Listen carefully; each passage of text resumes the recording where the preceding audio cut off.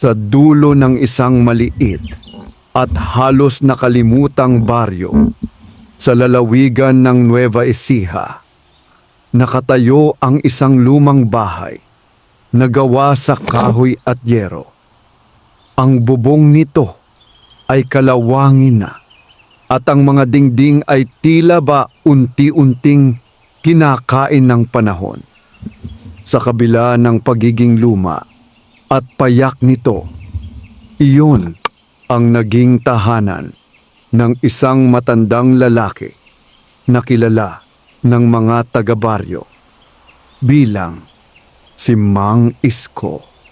Si Mang Isko ay 73 taong gulang na. Ang kanyang likod ay bahagyang nakayuko dahil sa mahabang taon ng pagtatrabaho sa bukid. Ang kanyang mga kamay ay magaspang, puno ng mga marka ng hirap at pawis, mga palatandaan ng isang buhay na ginugol sa pagtitiis para sa pamilya. Tuwing umaga, bago pa sumikat ang araw, nagigising na si Mang Isko. Sanay na ang kanyang katawan sa ganitong oras ng paggising. Kahit wala na siyang gaanong lakas upang magtrabaho sa bukid tulad ng dati, hindi pa rin niya kayang sanayin ang sarili sa buhay na walang ginagawa. Sa maliit na kusina ng kanyang bahay, dahan-dahan siyang nagluluto ng lugaw sa isang lumang kalan na deoling. Habang pinapakuluan ng tubig at hinahalo ang bigas, tahimik niyang pinagmamasdan ang mahinang usok na umaakyat sa hangin. Mag-isa lamang siya sa bahay. Dati ay hindi naman ganoon. Noong mga nakaraang taon, ang bahay na iyon ay puno ng ingay at buhay. May halakhakan, may sigawan ng mga bata, may amoy ng lutong pagkain tuwing tanghali. Ngunit ngayon, ang lahat ng iyon ay tila naging alaala na lamang. Mayroon lamang isang anak si Mang Isko, si Daniel. Lumaki si Daniel sa baryong iyon. Bata pa lamang siya, ay kilala na siya ng lahat bilang matalino at masipag. Hindi tulad ng ibang bata sa baryo na agad tumutulong sa bukid. Si Daniel ay laging may hawak na libro. Hindi iyon ipinagkait ni Mang Isko. Kahit hirap sa buhay, pinilit niyang pag-aralin ang kanyang anak. Nagtrabaho siya sa bukid mula umaga hanggang gabi. May mga pagkakataon pang tumatanggap siya ng trabaho sa ibang bukirin upang may maipadala lamang na baon sa paaralan si Daniel. May mga araw na kanin at asin lamang ang ulam ni Mang Isko, ngunit tiniyak niyang hindi nagugutom ang kanyang anak. Isang gabi, habang sila ay kumakain sa maliit na mesa sa kanilang bahay, nagsalita si Daniel. "Tatay," sabi nito habang nakayuko sa plato. "Ano yon, anak?" sagot ni Mang Isko. "Tatay, gusto ko pong mag-aral sa Maynila kapag nakapagtapos ako ng high school." Sandaling natahimik si Mang Isko. Alam niyang malaki ang pangarap ng kanyang anak. Alam din niyang hindi madaling tuparin iyon. Ngunit nang makita niya ang determinasyon sa mga mata ni Daniel, unti-unti siyang napangiti. "Kung iyon ang gusto mo, anak," sabi niya ng mahinahon, "gagawin natin ang lahat para mangyari iyon." At ginawa nga niya. Nagbenta siya ng maliit na bahagi ng kanilang lupain. Nagtrabaho siya ng doble. May mga panahong halos hindi na siya makatulog sa pagod. Ngunit hindi siya nagreklamo. Dahil para kay Mang Isko, ang kinabukasan ng kanyang anak ang pinakamahalagang bagay sa mundo. Lumipas ang mga taon. Nakapagtapos si Daniel ng kolehiyo sa Maynila. Hindi nagtagal, nakakuha ito ng magandang trabaho sa isang malaking kumpanya. Sa una, madalas pa siyang umuwi sa baryo upang dalawin ang kanyang ama. Tuwing umuuwi siya, may dala siyang pagkain at mga gamit para sa bahay. Masaya si Mang Isko sa tuwing dumarating ang anak. Ngunit habang tumatagal, naging mas bihira ang pag-uwi ni Daniel. Hanggang sa dumating ang panahon na halos hindi na siya nagpaparamdam. Ang dating lingguhang tawag ay naging buwanan. Ang buwanan ay naging paminsan-minsan, hanggang sa tuluyan na itong nawala. Isang araw, dumating si Daniel sa baryo sakay ng isang magarang kotse. Nakasuot siya ng mamahaling damit at tila ibang-iba na sa batang lumaki sa lugar na iyon. Masayang sinalubong siya ni Mang Isko. Daniel! Anak, dumating ka! Ngunit kakaiba ang ekspresyon ng mukha ng binata. Parang may mabigat itong sasabihin. Umupo sila sa lumang bangko sa harap ng bahay. Tay, panimula ni Daniel. May gusto sana akong pag-usapan. Tahimik lamang na tumango si Mang Isko. Hindi na po kasi praktikal na manatili pa kayo dito mag-isa, sabi ni Daniel. Bakit naman? Mahinahong tanong ng matanda. Busy na po ako sa trabaho at may sarili na rin akong buhay sa Maynila. Naramdaman ni Mang Isko ang kakaibang bigat sa dibdib. Tay, siguro mas mabuti kung ibenta na lang natin ang lupa at bahay na ito. Napatingin si Mang Isko sa paligid. Ang bahay na iyon, ang kinalakihan ni Daniel. Ang lupang iyon ang pinaghirapan niya sa loob ng maraming taon. Anak, mahina niyang sabi, dito tayo nagsimula. Ngunit tila hindi na iyon mahalaga kay Daniel. Praktikal lang po, tay, sagot nito. Hindi ko naman kayo mapupuntahan palagi. Hindi nagsalita si Mang Isko. Makalipas ang ilang linggo, tuluyan nang umalis si Daniel. Hindi na rin siya bumalik. Unti-unting lumipas ang mga taon. Ang bahay ni Mang Isko ay lalong tumanda. Ganoon din ang kanyang katawan. Ngunit sa kabila ng lahat, hindi nawala ang pag-asa sa kanyang puso na balang araw. Babalik din ang kanyang anak. Isang hapon, habang nakaupo siya sa harap ng bahay at pinagmamasdan ang paglubog ng araw, may isang itim na sasakyang dahan-dahang huminto sa harap ng kanyang bakuran. Hindi niya kilala ang sasakyan. Hindi rin niya kilala ang lalaking bumaba mula rito. Nakasuot ito ng maayos na Amerikana at may dalang maliit na maleta. Lumapit ang lalaki sa matanda. Magandang hapon po, sabi nito ng magalang. Napatingala si Mang Isko. Oo, magandang hapon din, sagot niya. Siya po ba si Isko Ramirez? Oo, ako nga. Sandaling ngumiti ang lalaki. Pagkatapos ay sinabi nito ang isang bagay na hindi inaasahan ng matanda. Matagal na po namin kayong hinahanap. Nakunot ang noo ni Mang Isko. Bakit naman? Dahan-dahang binuksan ng lalaki ang kanyang maleta. Mula roon ay inilabas niya ang ilang dokumento. Tungkol po ito sa isang ari-arian na matagal nang nakapangalan sa inyo. Hindi makapaniwala si Mang Isko. Dahil sa buong buhay niya, wala siyang naipon na kayamanan. Ngunit ang lalaking nasa harap niya ay tila may dalang balita na maaaring magbago ng lahat. At sa sandaling iyon, hindi pa alam ng matanda na ang simpleng araw na iyon ang magsisilbing simula ng isang hindi inaasahang kapalaran. Matagal na nakatitig si Mang Isko sa lalaking nasa harap niya. Hindi niya mawari kung bakit may isang taong hindi niya kilala ang biglang naghahanap sa kanya at may dalang mga dokumento. Mahina ang ihip ng hangin sa bakuran. Ang mga dahon ng mangga sa gilid ng bahay ay marahang gumagalaw habang ang araw ay unti-unti nang lumulubog sa kanluran.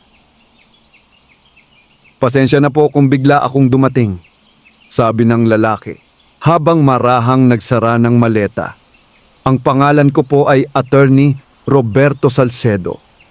Napakamot sa ulo si Mang Isko. Abogado ka pala, iho, pero bakit mo ako hinahanap? Umupo ang abogado sa kahoy na bangko sa tapat ng matanda. Maingat niyang inilapag sa mesa ang makapal na sobre na may mga selyo at pirma. May kinalaman po ito sa isang ari-arian at pamana. Napakunot ang noo ni Mang Isko. Pamana? Mukhang nagkakamali ka yata. Wala naman akong kamag-anak na mayaman. Sandaling tumahimik ang abogado. Para bang pinipili nito ang iyang mga salitang sasabihin. May kilala po ba kayong Don Vicente Ramirez? Napaisip ang matanda. Matagal siyang tumingin sa malayo. Tila hinahalukay ang mga alaala sa kanyang isip. Pagkaraan ng ilang sandali, ay bahagya siyang napangiti. Vicente?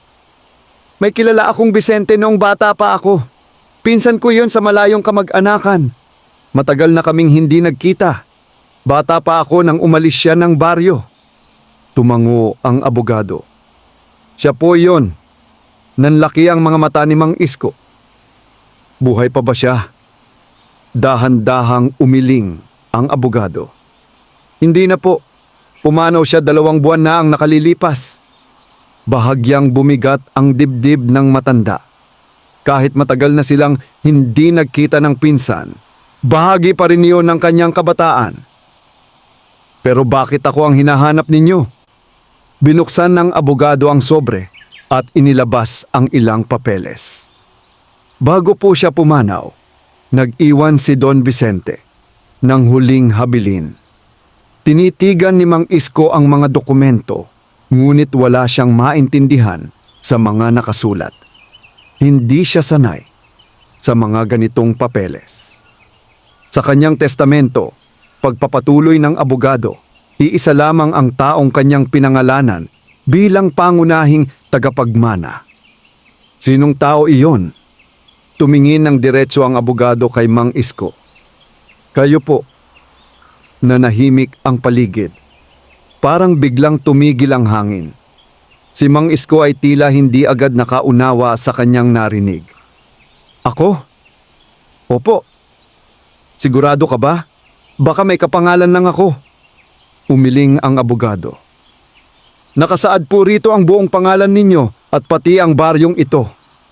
Dahan-dahang napahawak si Mang Isko sa dibdib. Hindi maaari. Matagal na kaming walang balita sa isa't isa. Pero ayon po sa mga tala, kayo lamang ang natitirang kamag-anak na kinilala niya. Napabuntong hininga ang matanda. Hindi niya alam kung ano ang mararamdaman. Mabuti pa sigurong sabihin mo na lang kung ano ang gusto mong sabihin, sabi niya. Bahagyang ngumiti ang abogado. Sa madaling salita, si Don Vicente ay nag-iwan ng malaking kayamanan. Hindi pa rin gumagalaw si Mang Isko. Mayroon siyang mga lupain, negosyo at ilang ari-arian sa Maynila at sa ibang probinsya. Bahagyang natigilan ang matanda. Magkano ba iyon?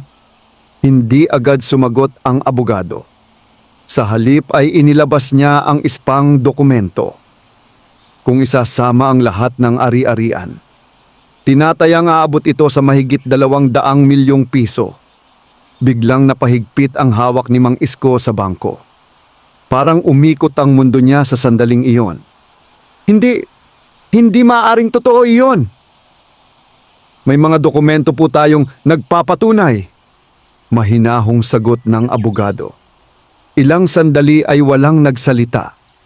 Ang simpleng matandang magsasaka na halos walang ipon ay biglang sinasabihan na siya ang magmamana ng napakalaking kayamanan. Sigurado ka ba talagang ako iyon? Tanong niya muli. Opo. Pero bakit ako? Huminga ng malalim ang abogado. Ayon sa sulat na iniwan ni Don Vicente, kayo raw po ang nag-iisang kamag-anak na nakilala niyang may mabuting puso.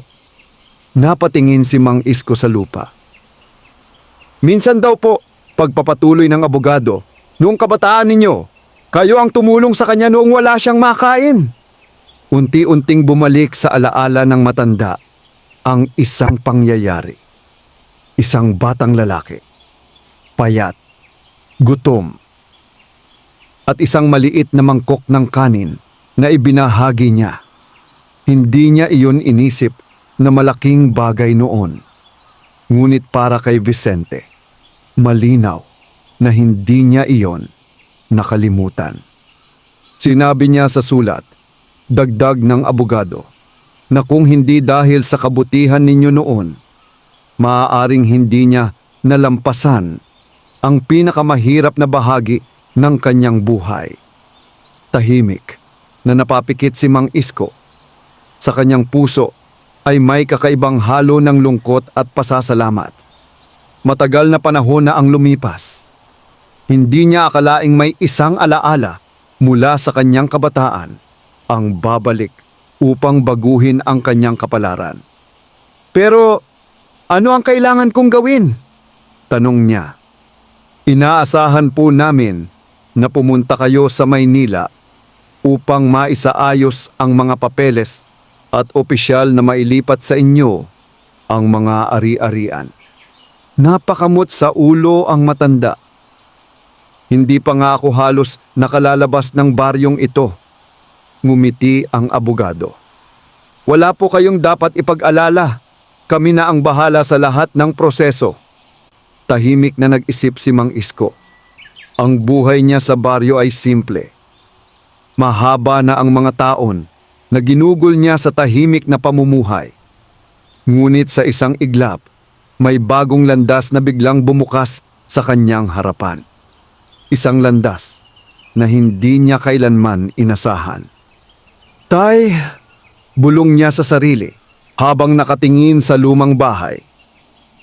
Kung naroon lamang sana ang kanyang anak upang makita ang lahat ng ito. Ngunit wala si Daniel. Matagal na. Huminga ng malalim si Mang Isko. Pagkatapos ay tumingin siya sa abogado.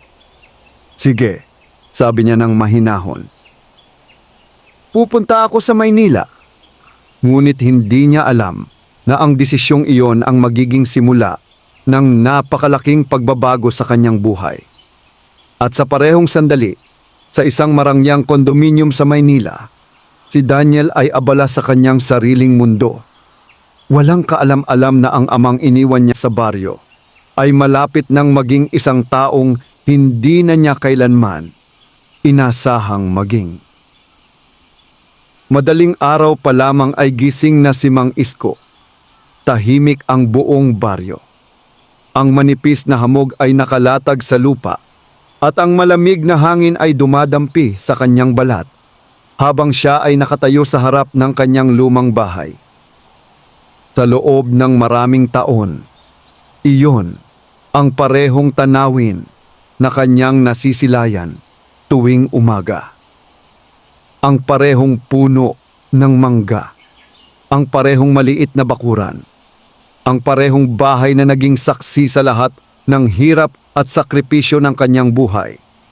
Ngunit ngayong araw ay iba. Ngayon ang araw na alis siya sa baryo. Dahan-dahan niyang sinara ang lumang pinto ng bahay. Bit-bit niya ang isang maliit na bag na naglalaman lamang ng ilang damit at personal na gamit. Hindi siya sanay sa paglalakbay. Sa katunayan, bihira siyang lumabas ng baryo sa buong buhay niya.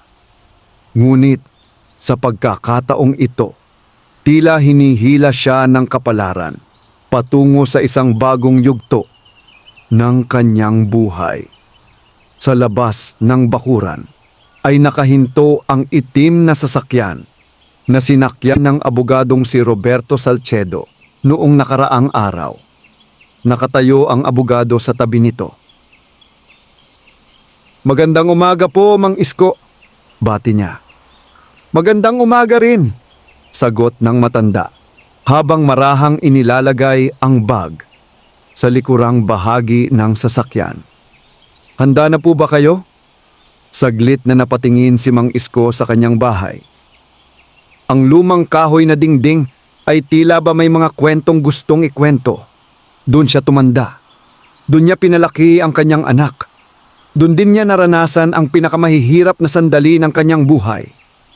Ngunit sa kabila ng lahat, kailangan niyang umalis. Tumango siya. Oo, sumakay sila sa sasakyan. Habang unti-unting lumalayo ang kotse mula sa baryo, tahimik lamang na nakatingin sa bintana si Mang Isko. Ang mga tanawin ng bukirin, mga puno at mga bahay kubo ay isa-isang nawawala sa kanyang paningin. Hindi niya alam kung kailan siya muling makakabalik. Matagal ang kanilang biyahe. Lumipas ang ilang oras bago nila narating ang Maynila. Para kay Mang Isko, ang lungsod ay tila ibang mundo. Napakataas ng mga gusali. Ang mga sasakyan ay walang tigil sa pagdaan. Ang mga tao ay tila laging nagmamadali. Hindi niya mapigilang mapatingin sa paligid. Ang laki pala ng Maynila, mahina niyang sabi. Ngumiti ang abogado. Masasanay din po kayo. Pagkaraan ng ilang sandali, ay pumasok ang kanilang sasakyan sa isang malawak na compound na napapalibutan ng mataas na pader at bakal na gate. May gwardyang nagbukas ng gate nang makita ang kotse. Huminto ang sasakyan sa harap ng isang napakalaking bahay. Hindi makapaniwala si Mang Isko sa kanyang nakikita. Ang bahay ay 3 palapag, gawa sa bato at salamin. Malawak ang bakuran nito. May mga maayos na halaman at may fountain sa gitna ng hardin. Dito po nakatira si Don Vicente, paliwanag ng abogado. Hindi agad nakapagsalita si Mang Isko.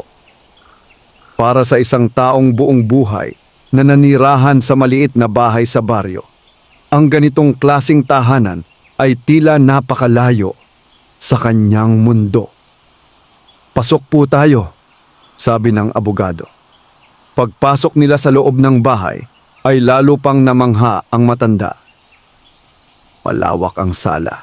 May malalambot na sofa, malalaking painting sa dingding, at mga chandelier na kumikislap sa kisame. Ang sahig ay gawa sa makintab na marmol. Hindi mapigilang mapailing ni Mang Isko. Parang hindi ako bagay dito. Sa totoo lang po, sagot ng abogado. Mula ngayon, lahat ng ito ay sa inyo na. Lalong hindi makapaniwala ang matanda. Mula sa isang simpleng magsasaka na halos walang ari-arian, bigla siyang inilagay sa isang mundo ng karangyaan.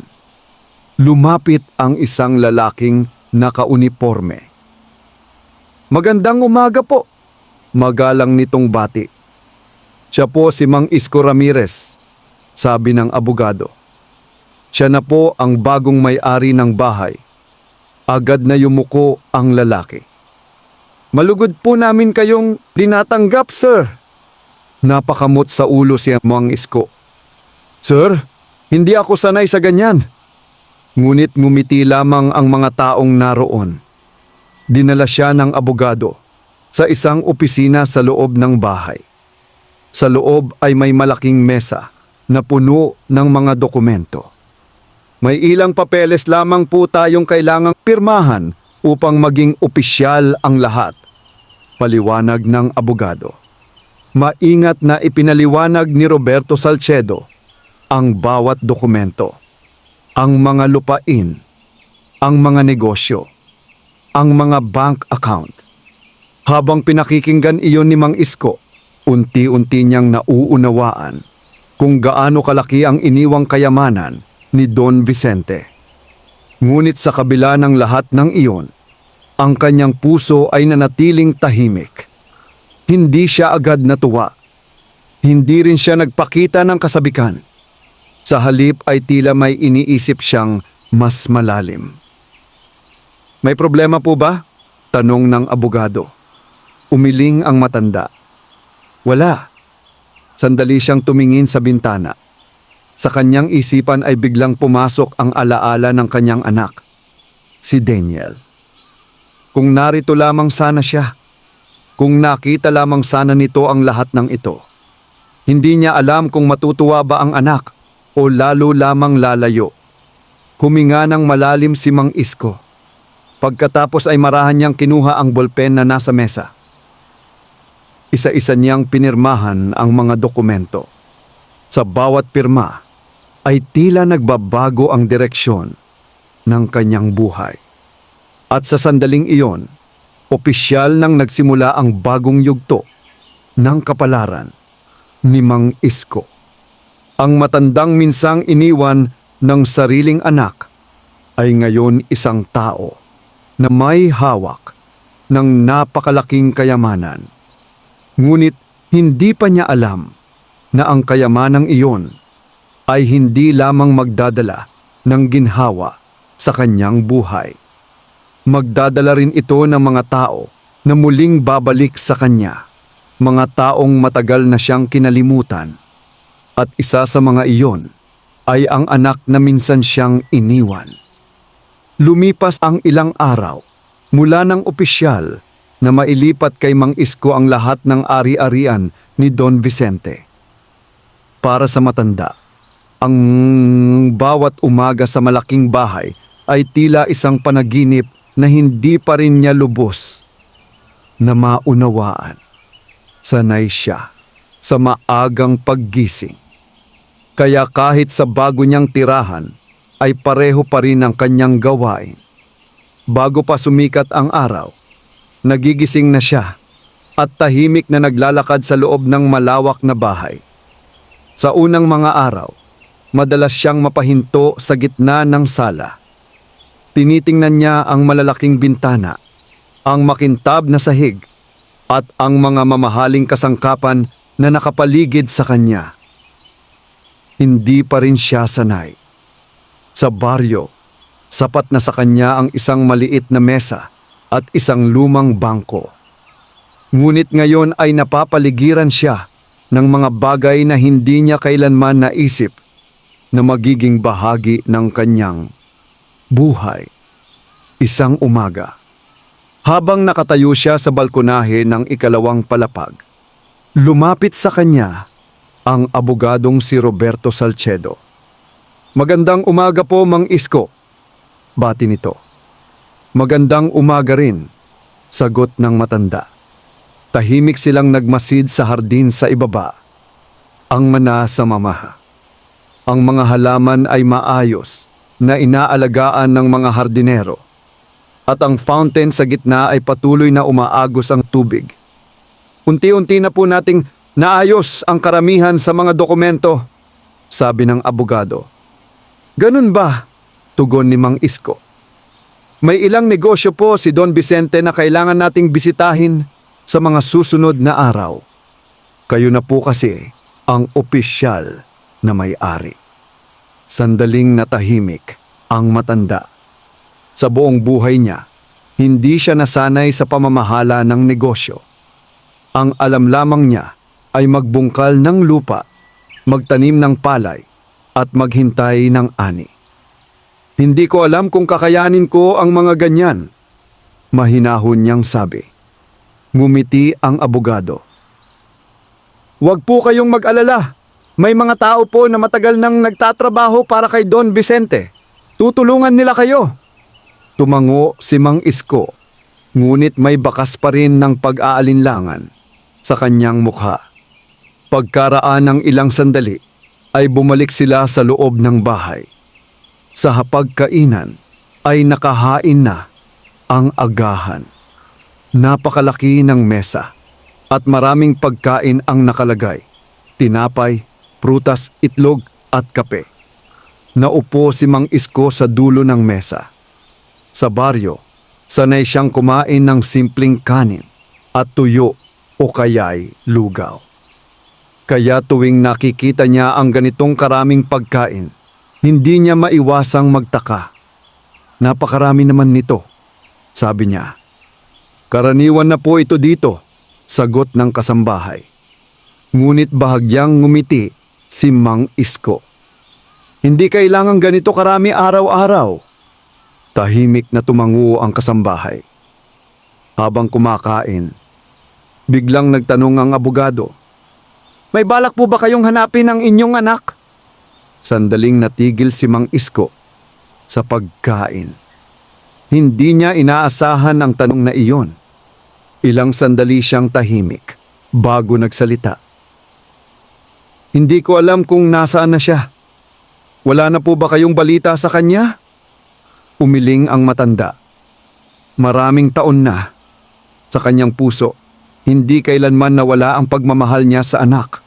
Kahit iniwan siya nito, nananatili pa rin ang pag-asa na balang araw ay muli silang magkikita. Ngunit hindi niya alam kung paano magsisimula. Sa kabilang bahagi ng lungsod, sa isang mataas na gusali sa Makati, abala si Daniel sa kanyang trabaho. Nakatayo siya sa harap ng malaking bintana ng kanyang opisina. Sa ibaba ay makikita ang mahabang linya ng mga sasakyan at ang walang tigil na galaw ng lungsod. Sa loob ng ilang taon, malaki na ang naging pagbabago sa kanyang buhay. Maganda ang kanyang trabaho. May sarili siyang kondominium at kilala siya sa kumpanya bilang isang mahusay na empleyado. Ngunit sa kabila ng lahat ng iyon, may bahagi sa kanyang puso na tila may kulang. May mga pagkakataon na bigla niyang naaalala ang baryo, ang lumang bahay, at ang kanyang ama. Ngunit sa tuwing pumapasok ang mga alaala na iyon, agad niya itong itinutulak palayo sa kanyang isip. Sa kanyang paniniwala, kailangan niyang ituon ang pansin sa kanyang sariling buhay. Samantala, sa mansyon ni Mang Isko, nagsimula na ang mga pagbabago. Ilang araw matapos ang paglipat ng mga ari-arian, nagsimulang dumating ang mga tagapamahala ng iba't ibang negosyo ni Don Vicente upang makilala ang kanilang bagong amo. Isa-isa silang ipinakilala ng abogado. May manager ng mga lupain. May tagapangasiwa ng mga apartment. May mga accountant na responsable sa mga pinansyal na tala. Tahimik lamang na nakinig si Mang Isko sa kanilang mga paliwanag. Sa bawat ulat na kanyang naririnig, lalo niyang nauunawaan kung gaano kalaki ang responsibilidad na kanyang tinanggap. Ngunit sa kabila ng lahat ng iyon, nanatiling simple ang kanyang pag-iisip. Gusto ko lamang na maging maayos ang lahat, sabi niya sa mga naroroon. Kung paano ninyo pinatakbo ang mga negosyo noon, ipagpatuloy lamang ninyo. Huwag ninyong pabayaan ang mga taong nagtatrabaho sa atin. Nagkatinginan ang mga manager. Hindi nila inaasahan ang ganoong kasimple at mahinahong pananalita mula sa isang taong biglang naging may-ari ng napakalaking kayamanan. Para sa kanila, kakaiba si Mang Isko. Wala siyang kayabangan.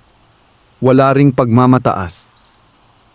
Isa lamang siyang matandang lalaki na tila hindi nagbago kahit nabago na ang kanyang kapalaran. Nang gabing iyon, matapos ang mahabang araw ng pag-uusap at pag-aayos ng mga papeles, naglakad si Mang Isko sa hardin ng mansyon. Tahimik ang gabi. Ang ilaw mula sa mga poste sa hardin ay nagbibigay ng banayad na liwanag sa paligid. Huminto siya sa tabi ng fountain. Sa kanyang isipan ay muling sumagi ang alaala ng kanyang anak. Hindi niya alam kung nasaan na si Daniel ngayon. Hindi rin niya alam kung maaalala pa ba siya nito. Ngunit sa kanyang puso, iisa lamang ang kanyang hangarin. Kung sakaling magkita silang muli balang araw, nais lamang niyang makita na maayos ang buhay ng kanyang anak. Hindi niya kailangan ng kapalit. Hindi niya kailangan ng paliwanag. Para kay Mang Isko, sapat na ang muling makita ang kanyang anak. Ngunit hindi niya alam na sa paglipas ng mga araw, ang balita tungkol sa kanyang bagong kayamanan ay unti-unting kakalat.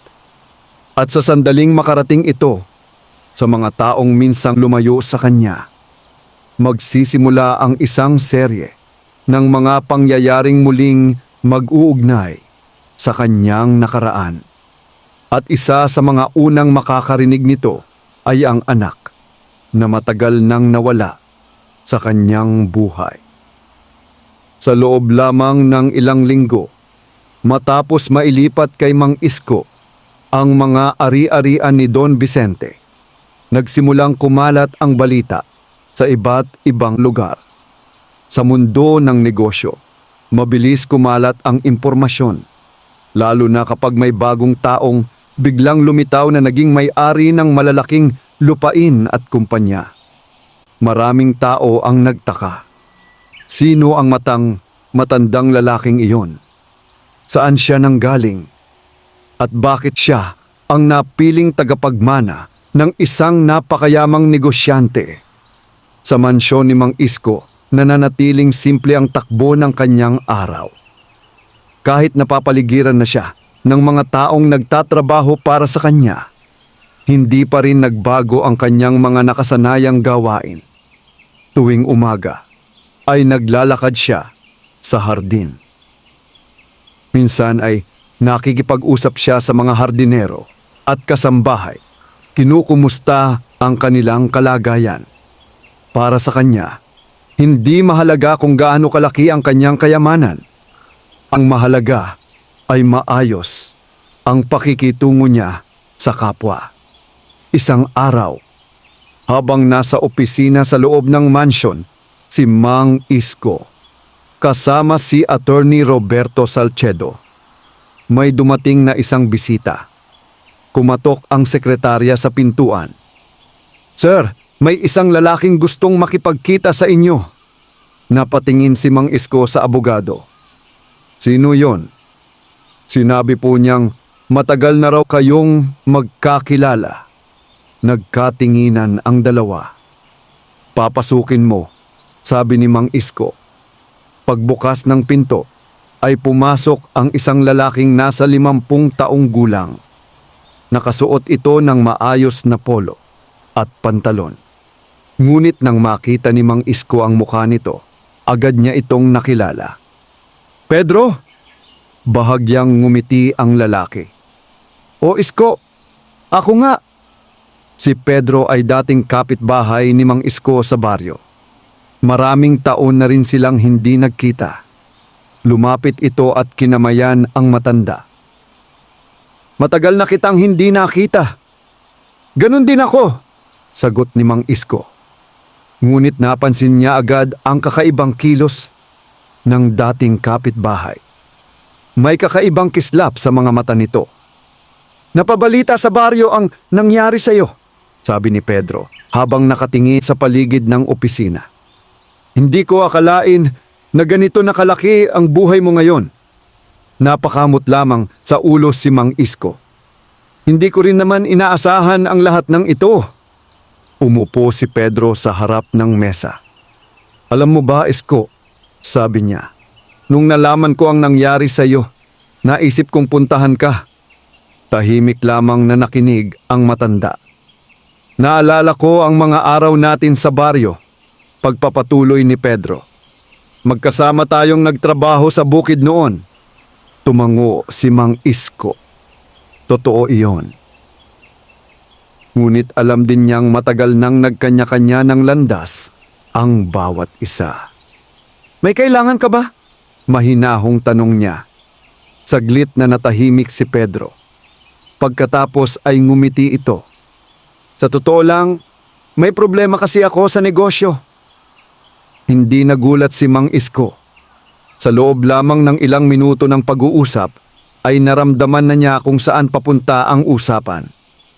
Malaki ang utang ko ngayon, dagdag ni Pedro. Hindi agad sumagot ang matanda. Tahimik lamang siyang nakatingin sa lalaki. Kung maaari sana, baka matulungan mo ako. Sa gilid ng mesa, tahimik na pinagmamasdan ni Attorney Salcedo ang nangyayari.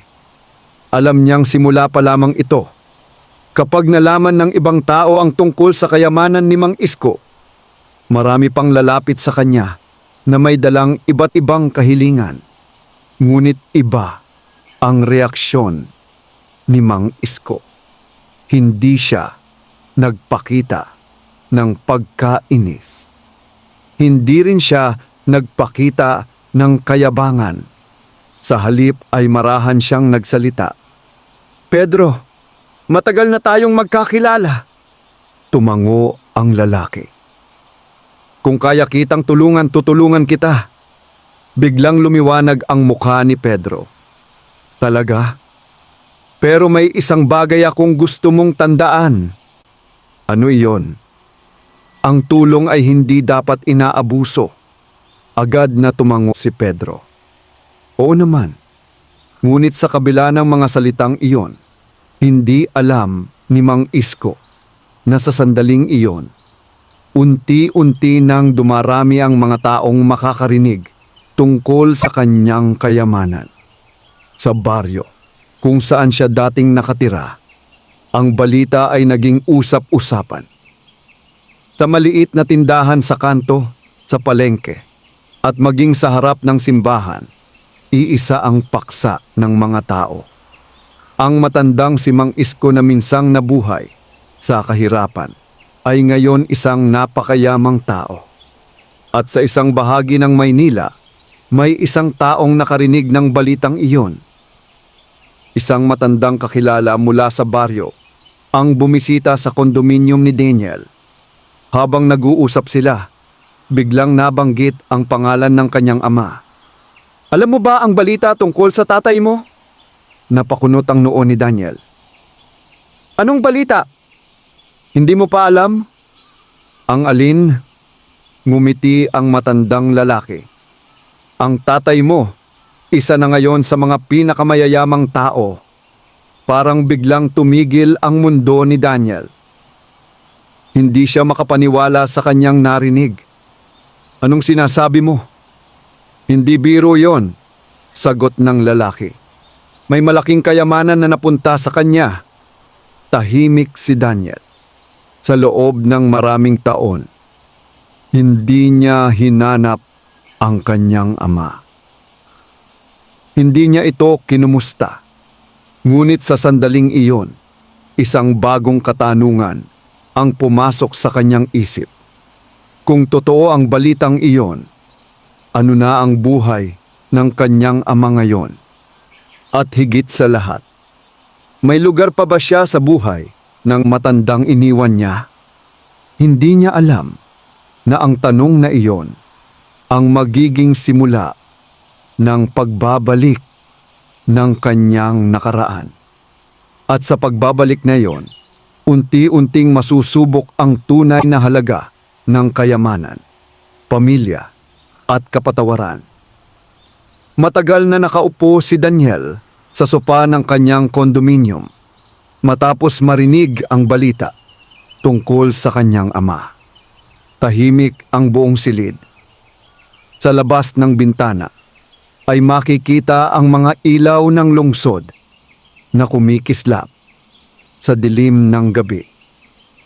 Ngunit kahit gaano kaganda ang tanawin, hindi iyon napapansin ni Daniel. Paulit-ulit na umiikot sa kanyang isip ang sinabi ng matandang kakilala mula sa baryo. Ang kanyang ama, si Mang Isko, ay biglang naging mayaman. Para kay Daniel, tikila hindi ito kapani-paniwala. Sa kanyang alaala, ang kanyang ama ay isang simpleng magsasaka na buong buhay na nagtrabaho sa bukid. Isang matandang lalaki na nanirahan sa lumang bahay sa baryo. Hindi niya kailanman naisip na darating ang araw na magiging may-ari ito ng malaking kayamanan. Huminga ng malalim si Daniel at tumayo mula sa sofa. Lumapit siya sa bintana. Sa ibaba ay patuloy ang galaw ng lungsod. Ang mga sasakyan ay naglalakbay sa mahabang kalsada at ang mga tao ay tila walang tigil sa paglalakad.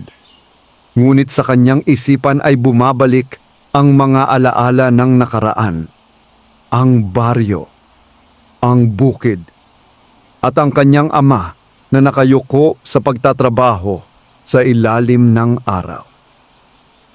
Naalala niya kung paano siya inaalagaan ni Mang Isko nung bata pa siya, kung paano nito tiniis ang pagod at hirap upang mapag-aral siya. May mga gabing nakikita niya ang kanyang ama na pagod ngunit nakangiti pa rin. Ngunit habang tumatanda siya, unti-unti siyang lumayo sa buhay na iyon. Nang makapasok siya sa kolehiyo sa Maynila, nagbago ang kanyang pananaw. Nakita niya ang ibang mundo. Isang mundong puno ng oportunidad, ambisyon at pangarap. At sa mundong iyon, ang simpleng buhay sa baryo ay tila naging bahagi na lamang ng kanyang nakaraan. Hanggang sa dumating ang araw na tuluyan niyang iniwan ang kanyang ama. Hindi niya sinabi iyon ng direkta, ngunit sa kanyang mga kilos at desisyon, malinaw na iyon ang nangyari.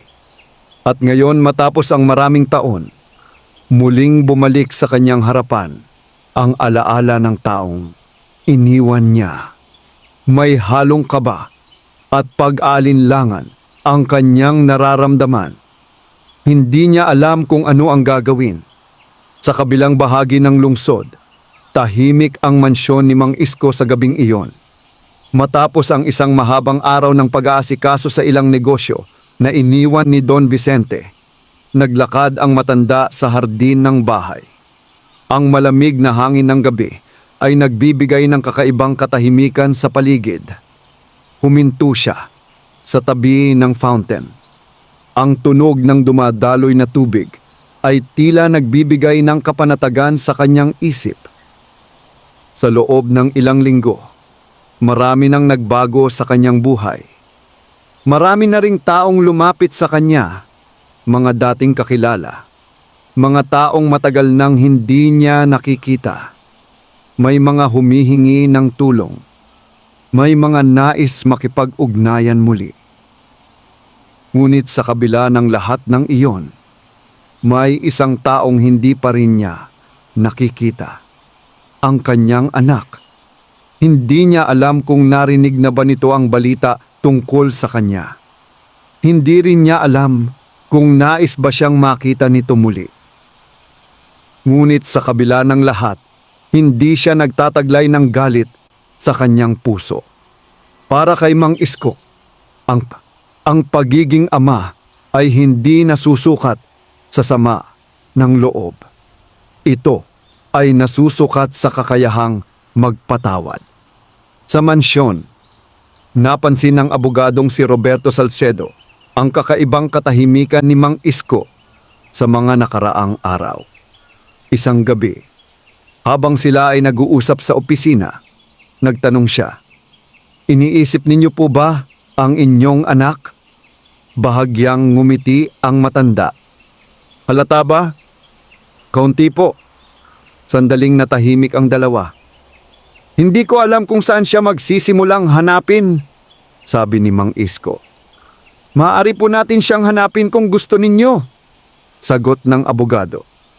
Ngunit marahan lamang na umiling ang matanda. "Huwag na muna." "Bakit po?" Huminga ng malalim si Mang Isko. "Kung nais niya akong makita, siya ang lalapit. Hindi niya nais na pilitin ang anak. Para sa kanya, mas mahalaga na kusang bumalik ang loob nito." Samantala, sa kondominium ni Daniel, hindi siya makatulog sa gabing iyon. Patuloy siyang naglalakad sa loob ng kanyang silid. may bahagi sa kanyang puso na gustong malaman ang katotohanan. Gusto niyang malaman kung ano na ang kalagayan ng kanyang ama. Ngunit may bahagi rin sa kanya na natatakot. Natatakot siyang harapin ang nakaraan. Natatakot siyang harapin ang taong iniwan niya.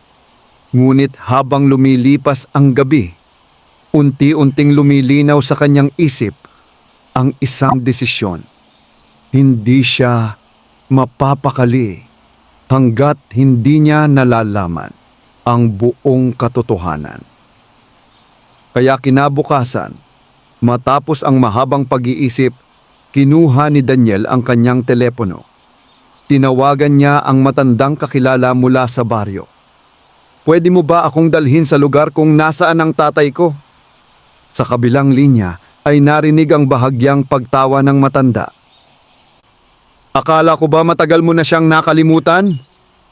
Sandaling natahimik si Daniel. Pagkatapos ay mahina siyang nagsalita. "Hindi ko siya nakalimutan. Lumayo lang ako." Sa sandaling iyon, nagsimula na ang unang hakbang ni Daniel patungo sa muling pagkikita nila ng kanyang ama. Ngunit hindi niya alam kung ano ang naghihintay sa kanya sa pagharap na iyon. Hindi niya alam kung tatanggapin pa siya ng ama na minsan niyang iniwan. At hindi rin niya alam na ang pagbabalik na iyon ay magiging simula ng isang pagsubok na magpapakita kung ano ang tunay na halaga ng pamilya. Kinabukasan ay maagang nagising si Daniel. Hindi siya sanay na gumising ng ganito kaaga, ngunit halos hindi rin naman siya nakatulog ng maayos.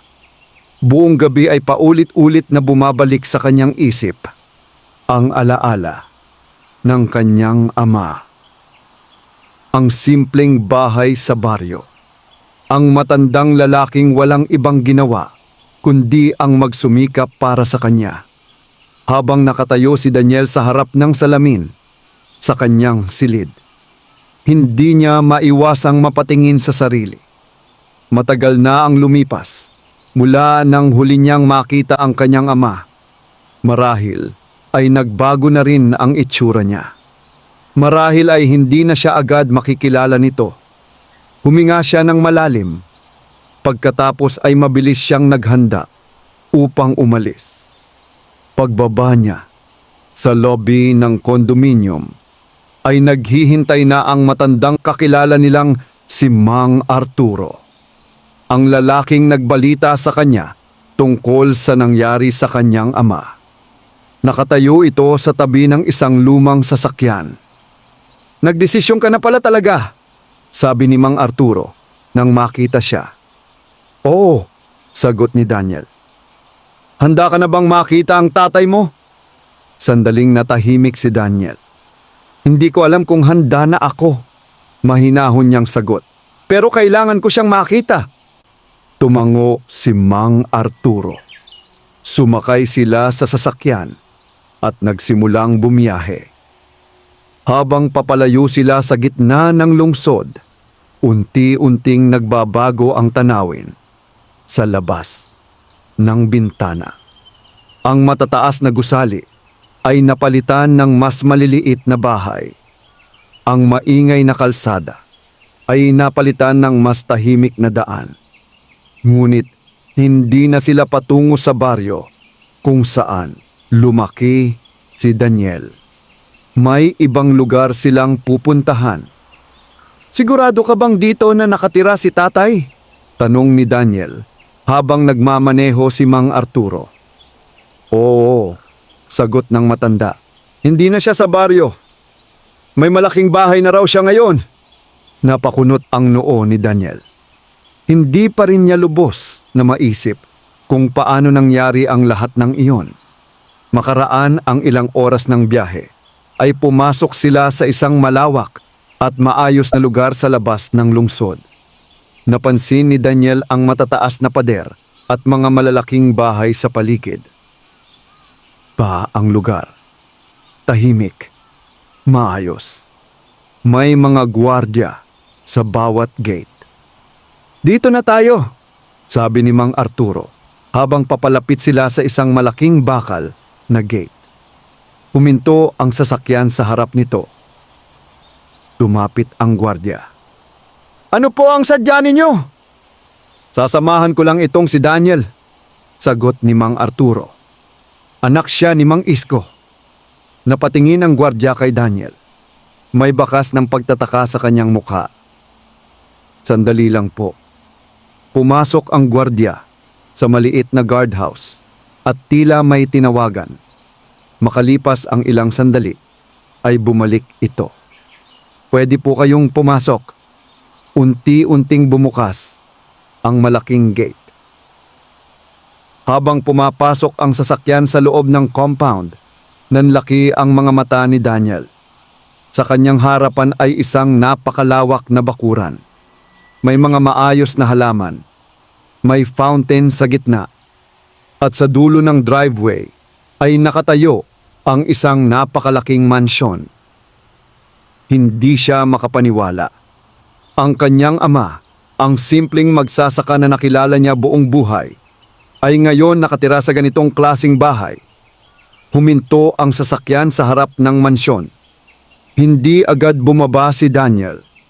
Pakiramdam niya ay mabigat ang kanyang dibdib. Anak, sabi ni Mang Arturo, ito na ang pagkakataon mo. Tahimik siyang tumango. Dahan-dahan siyang bumaba ng sasakyan. Sa bawat hakbang na ginagawa niya, patungo sa pintuan ng mansyon, ay parang bumabalik ang lahat ng alaala ng nakaraan. Ang kanyang kabataan, ang mga sakripisyo ng kanyang ama, at ang araw na iniwan niya ito. Pagdating niya sa pintuan ay may kasambahay na nagbukas. Opo, gusto ko sanang makita si Mang Isko, sabi ni Daniel. Sabihin mo sa kanya, anak niya ako. Nanlaki ang mga mata ng kasambahay. Agad itong pumasok sa loob. Ilang sandali ang lumipas. Sa loob ng mansion, si Mang Isko ay nakaupo sa sala habang nagbabasa ng ilang dokumento na ibinigay ng kanyang mga tagapamahala. Lumapit ang kasambahay. Sir, Ano yon? May bisita po kayo sa labas. Sino? Sinabi niya po, anak ninyo siya. Biglang natigil ang matanda. Parang tumigil ang oras sa sandaling iyon. Dahan-dahan siyang tumayo. Hindi niya agad alam kung ano ang mararamdaman. Sa loob ng maraming taon, inisip niya kung darating pa ba ang araw na iyon. At ngayon bigla itong dumating. Naglakad siya patungo sa pintuan.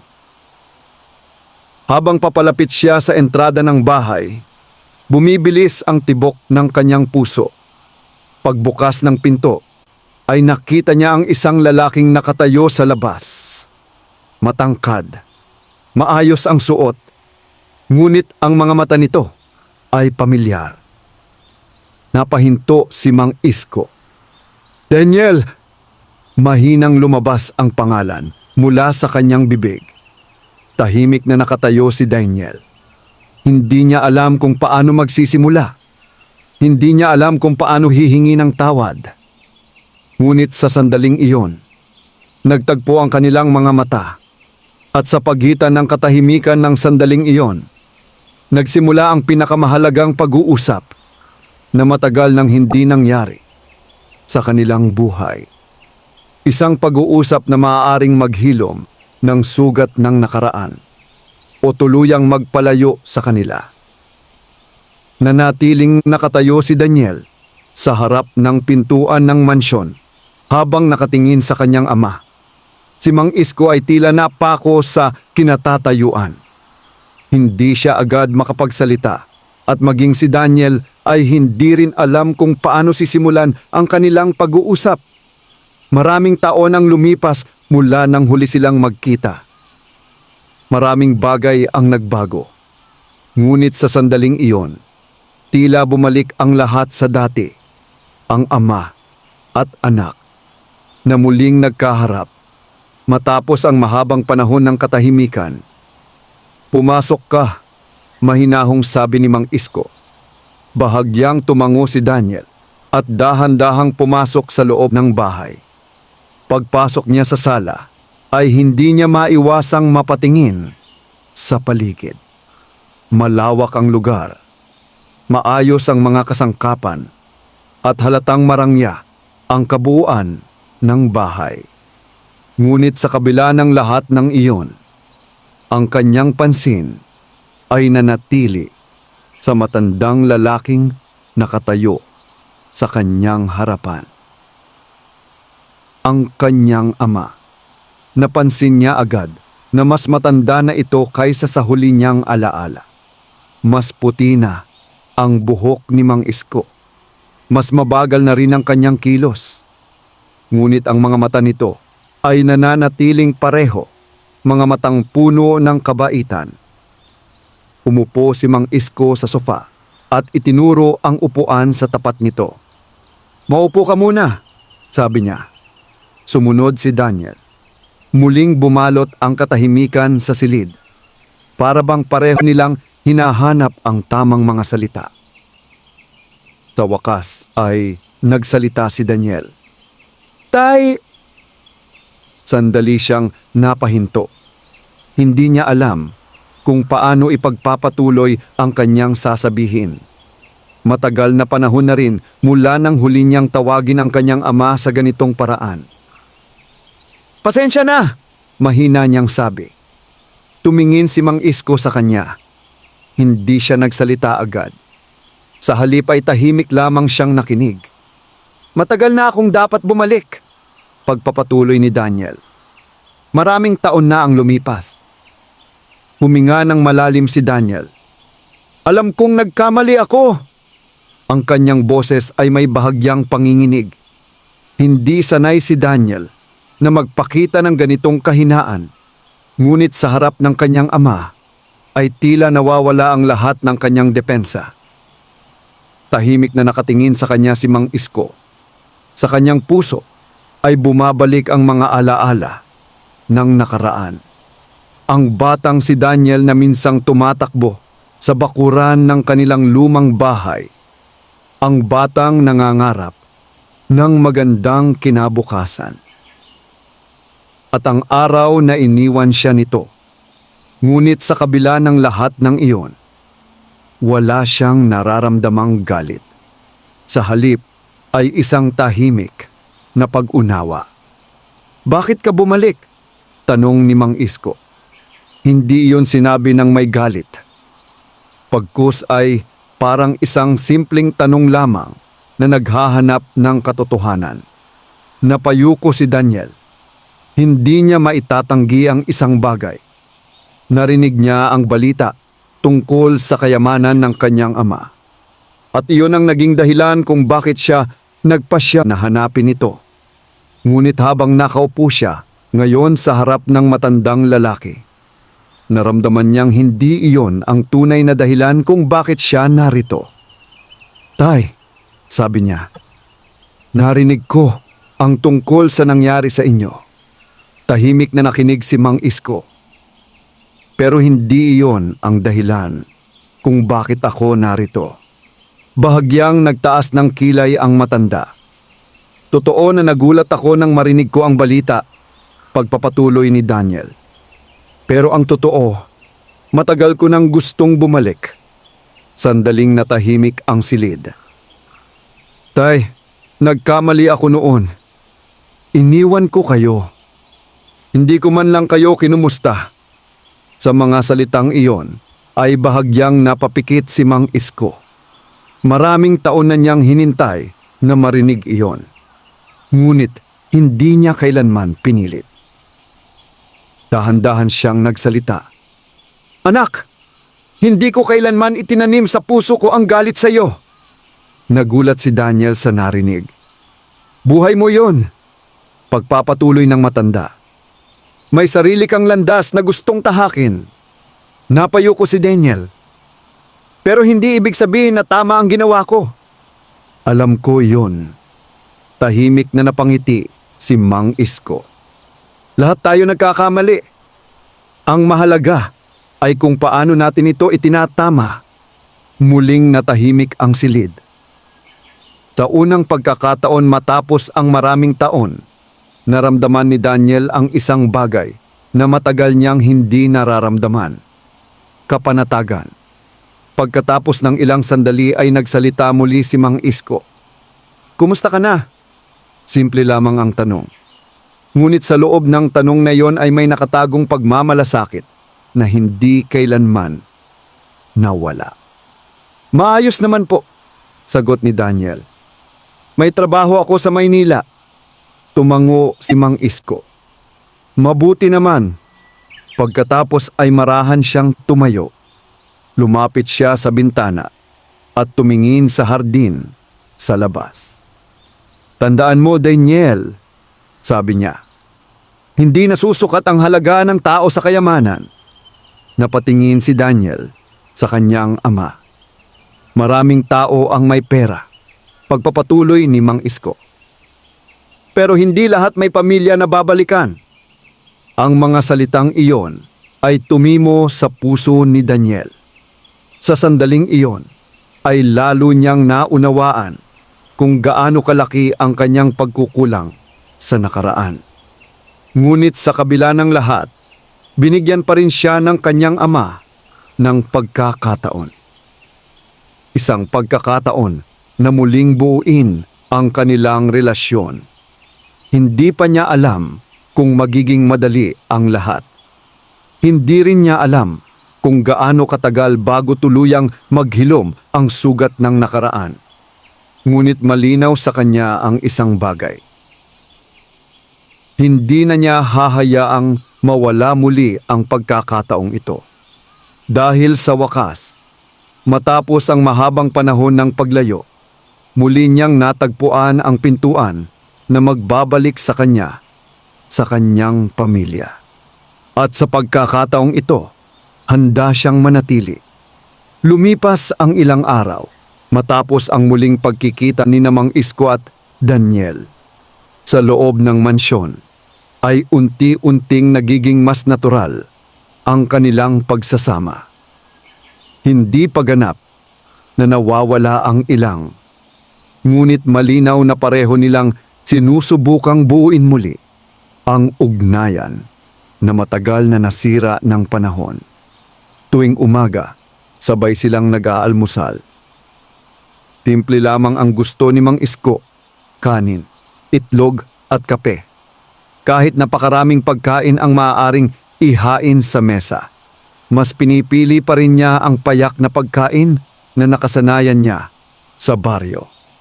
Isang umaga, habang kumakain sila, napansin ni Daniel ang ilang dokumentong nakalagay sa mesa. "Mga papeles po ba ito ng negosyo?" tanong niya. Tumango si Mang Isko. "Oo, marami pala talagang naiwan si Vicente." Kinuha ni Daniel ang isa sa mga dokumento at sinilip ito. May mga listahan ng lupa, mga apartment building at ilang negosyo na nakapangalan na ngayon sa kanyang ama. Hindi niya maitago ang kanyang pagtataka. "Tay, napakarami pala nito." Bahagyang ngumiti si Mang Isko. "Hindi ko rin nga akalain." Tahimik na napaisip si Daniel. Sa loob ng ilang taon na nagtrabaho siya sa Maynila, alam niyang napakahirap maabot ang ganitong antas ng kayamanan. Ngunit ang kanyang ama, na buong buhay ay naging magsasaka, ay biglang naging may-ari ng napakalaking ari-arian. "Ti," sabi niya, "kung gusto ninyo, maaari ko kayong tulungan sa pag-aasikaso ng mga negosyo." Napatingin si Mang Isko sa kanya. Hindi siya agad sumagot. Hindi dahil nagdududa siya sa kakayahan ng anak, kundi dahil nais niyang maintindihan ang tunay na dahilan sa likod ng alok nito. "Sigurado ka ba?" tanong niya. "Oo," sagot ni Daniel. "May karanasan naman ako sa trabaho sa kumpanya." Sandaling nag-isip ang matanda. "Hindi ko pa alam kung paano ko hahawakan ang lahat ng ito," sabi niya. "Kung matutulungan mo ako, mabuti." Bahagyang ngumiti si Daniel. Sa unang pagkakataon, matapos ang kanilang muling pagkikita, naramdaman niya na unti-unting bumabalik ang tiwala ng kanyang ama. Ngunit habang unti-unting nagiging maayos ang kanilang relasyon, may mga mata sa labas ng mansyon na tahimik na nagmamasid. Ang balita tungkol sa kayamanan ni Mang Isko ay patuloy na kumakalat, hindi lamang sa baryo, kundi pati sa mundo ng negosyo. May mga taong nagtataka kung sino ang matandang biglang lumitaw bilang tagapagmana ng napakalaking ari-arian. Mayroon ding mga taong nagsisimulang magplano kung paano sila makikinabang sa sitwasyon. Isang hapon, habang nasa opisina si Mang Isko kasama si Attorney Roberto Salcedo, may dumating na ulat. May ilang negosyante po na gustong makipagkita sa inyo, sabi ng abogado. Para saan? May mga alok po silang partnership. Napakamot sa ulo si Mang Isko. Hindi ko pa nga lubos na naiintindihan ang mga negosyo ni Vicente. Ngunit ipinaliwanag ng abogado na normal lamang iyon. Kapag nalaman ng ibang negosyante na may bagong may-ari ng malalaking ari-arian, karaniwan na may mga lalapit upang mag-alok ng iba't ibang kasunduan. Tingnan na lang natin, sabi ng matanda. Sa kabilang bahagi ng mansyon, si Daniel ay naglalakad sa hardin habang nag-iisip. Sa loob ng ilang araw na pananatili niya roon, marami siyang napansin. Ang kanyang ama ay nananatiling simple. Hindi ito nagbago kahit napakalaki na ng kayamanan nito. Ngunit alam ni Daniel na ang mundo ng negosyo ay hindi ganoon kasimple. Maraming tao ang maaaring lumapit sa kanyang ama na may ibang intensyon. At sa pagkakataong iyon, naramdaman niyang may responsibilidad siyang bantayan ang matanda. Habang naglalakad siya sa hardin, lumapit sa kanya si Attorney Salcedo. Daniel, sabi ng abogado. Opo, napansin ko na nais mong tumulong sa iyong ama. Oh, tahimik na tumango ang abogado. Mabuti iyon, pero kailangan mong malaman na hindi magiging madali ang lahat. Napakunot ang noo ni Daniel. Bakit po? Kapag may kayamanan, sagot ng abogado, maraming tao ang darating. Hindi lahat ng iyon ay may mabuting intensyon. Napatingin si Daniel sa mansyon. Sa loob ng bahay na iyon ay naroon ang kanyang ama. Isang matandang lalaki na sanay sa payak na buhay. At ngayon ay napapalibutan ito ng isang mundong puno ng interes at ambisyon. Sa sandaling iyon ay nagkaroon ng malinaw na desisyon si Daniel. Kung bibigyan siya ng pagkakataon ng kanyang ama, gagawin niya ang lahat upang protektahan ito. Hindi na niya hahayaan na muling mag-isa ang matandang minsang iniwan niya. Ngunit hindi pa niya alam na sa mga darating na araw, may mga taong darating sa kanilang buhay na susubok sa kanilang tiwala sa isa't isa. Mga taong maaaring magdala ng kaguluhan sa kanilang bagong simula. At sa gitna ng mga pagsubok na iyon, masusubok kung ang pagbabalik ni Daniel ay tunay na mula sa puso o isa lamang bahagi ng kapalaran na hindi pa lubos na nahahayag. Makalipas ang ilang linggo, mula nang bumalik si Daniel sa buhay ng kanyang ama, nagsimula ng maging mas maayos ang kanilang araw-araw na pamumuhay sa mansyon. Unti-unti nang nasasanay si Daniel sa bagong kapaligiran ng kanyang ama. Mas nakikilala rin niya ang mga taong matagal nang nagtatrabaho para sa negosyo ni Don Vicente. Kasabay nito, nagsimula na rin siyang tumulong sa ilang gawain sa opisina ng mansyon. Isang umaga, Habang nakaupo si Mang Isko sa kanyang opisina at tinitingnan ang mga ulat ng negosyo, pumasok si Daniel dala ang isang folder ng mga dokumento. "Tay," sabi niya, "ito po yung mga ulat ng apartment building sa Quezon City." Kinuha iyon ni Mang Isko at maingat na binuksan. Bagamat hindi siya sanay sa mga ganitong papeles, sinisikap niyang unawain ang bawat detalye. "Napansin ko po," pagpapatuloy ni Daniel, "na may ilang gusali na kailangan ng ipaayos." Tumango ang matanda. "Mabuti at napansin mo yon." Tahimik na napangiti si Daniel. Sa bawat araw na lumilipas, ay nararamdaman niyang unti-unting lumalalim ang tiwala ng kanyang ama sa kanya. Ngunit habang nagiging maayos ang kanilang samahan, may mga pangyayaring nagsisimulang magbigay ng unang pagsubok sa kanilang bagong relasyon. Isang hapon, may dumating na 3 lalaki sa mansyon. Maayos ang kanilang pananamit at halatang mga negosyante. Sinalubong sila ni Attorney Roberto Salcedo at dinala sa opisina kung saan naghihintay si Mang Isko. "Magandang hapon po," bati ng isa sa kanila. "Magandang hapon din," sagot ni Mang Isko. Nagpakilala ang mga lalaki bilang mga negosyante na matagal nang nakikipag-ugnayan kay Don Vicente. May dala silang isang proposal. "Nais po sana naming ipagpatuloy ang isang proyekto na matagal ng plano ni Don Vicente," sabi ng isa sa kanila. Maingat na nakinig si Mang Isko habang ipinapaliwanag nila ang proyekto. Isang malaking development project ang kanilang plano. Isang commercial complex na itatayo sa isa sa mga lupain na naiwan ni Don Vicente.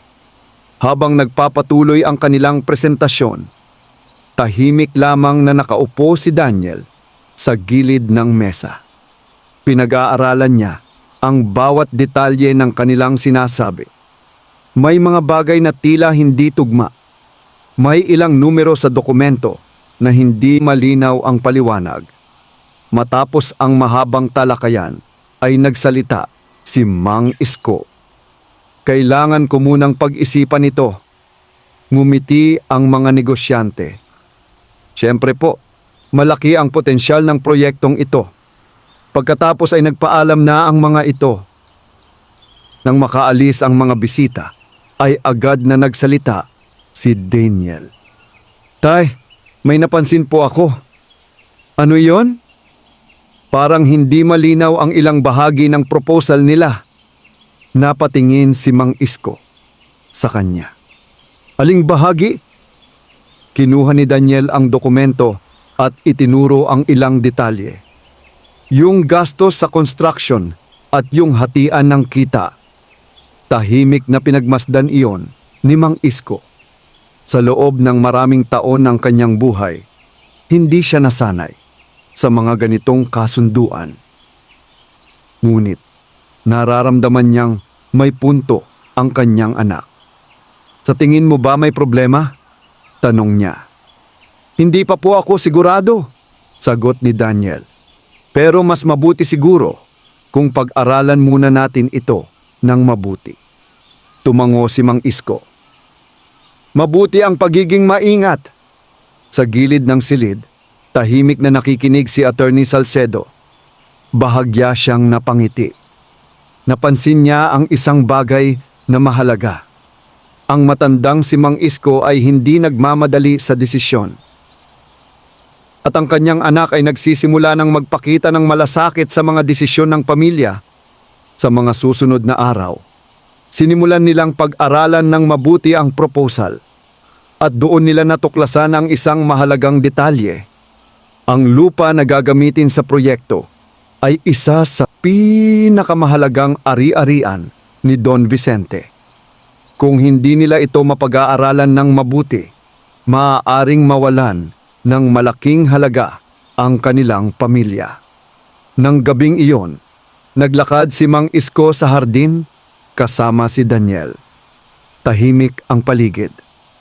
Tama ka kanina, sabi ng matanda.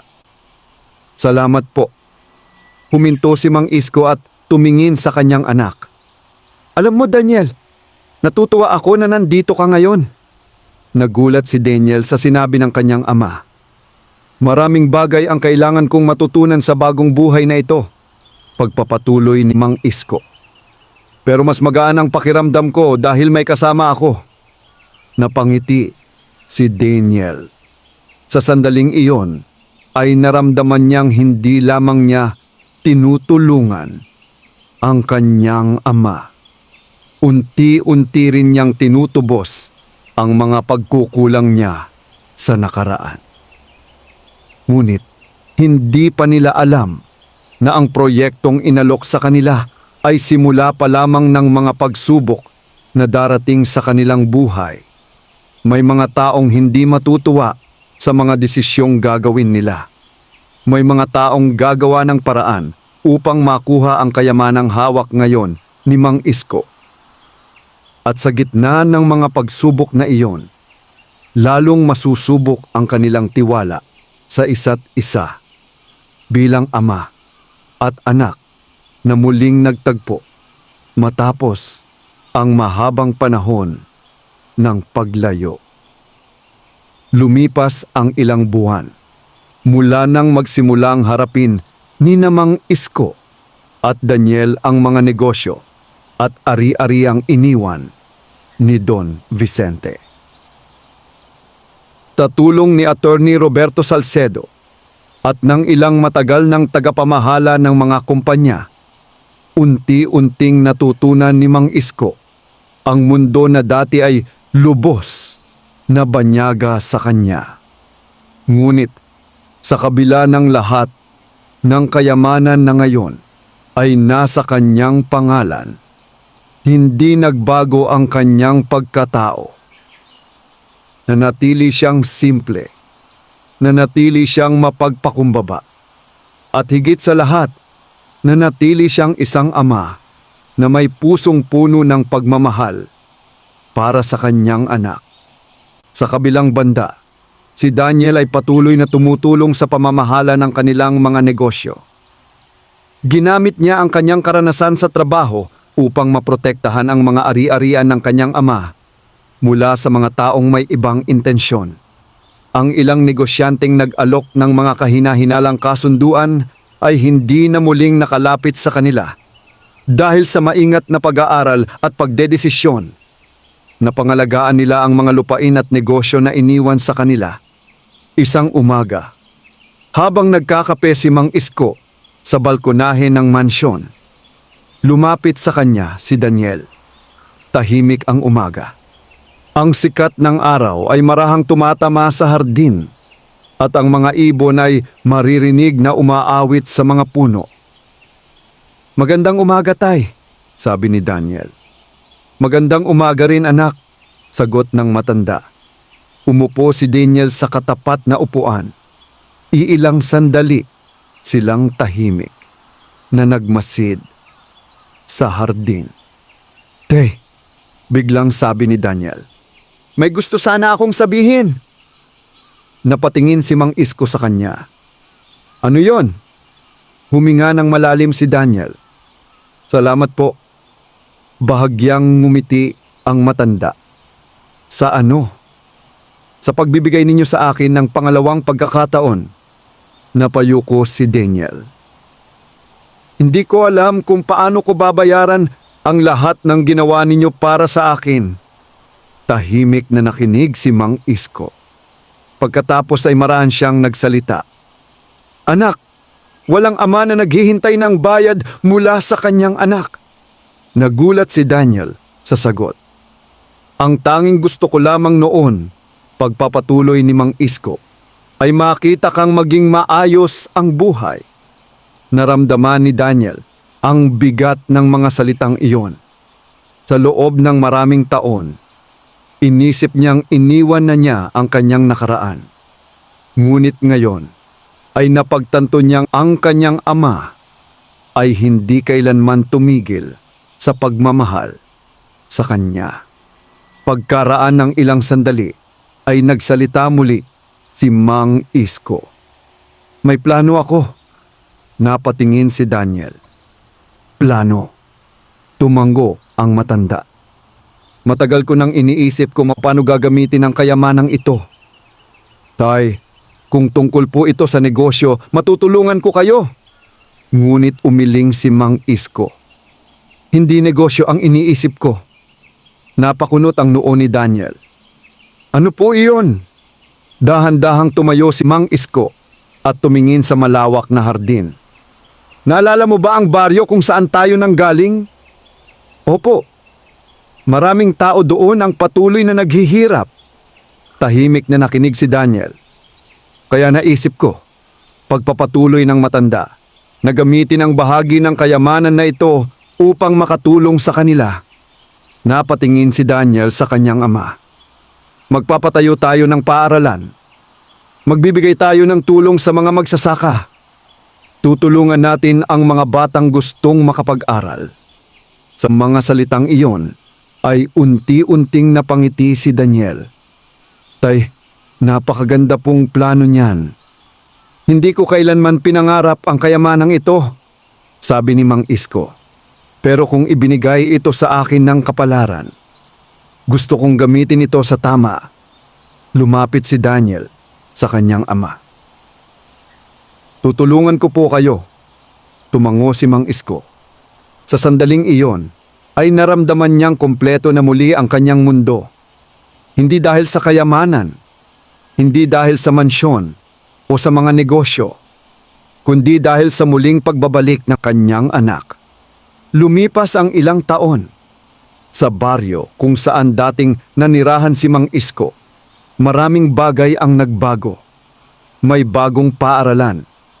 May mga programang tumutulong sa mga magsasaka. May mga kabataang nakapag-aral dahil sa tulong ng pamilyang Ramirez.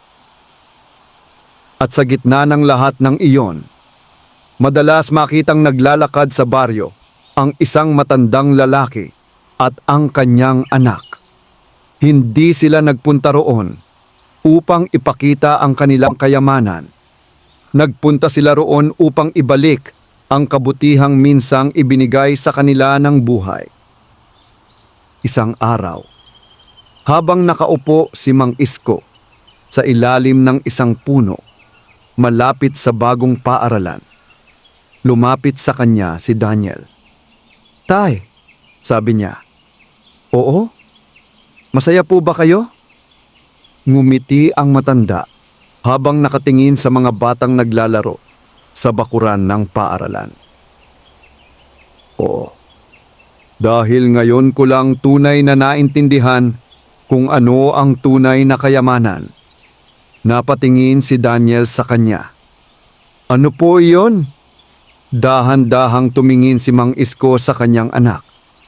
Ang pamilya, ang pagkakataong magpatawad, at ang pagkakataong makatulong sa kapwa.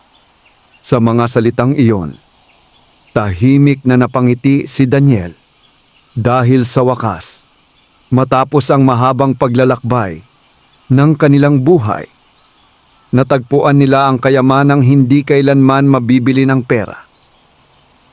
At doon nagtatapos ang kwento ng isang matandang minsang iniwan ng anak.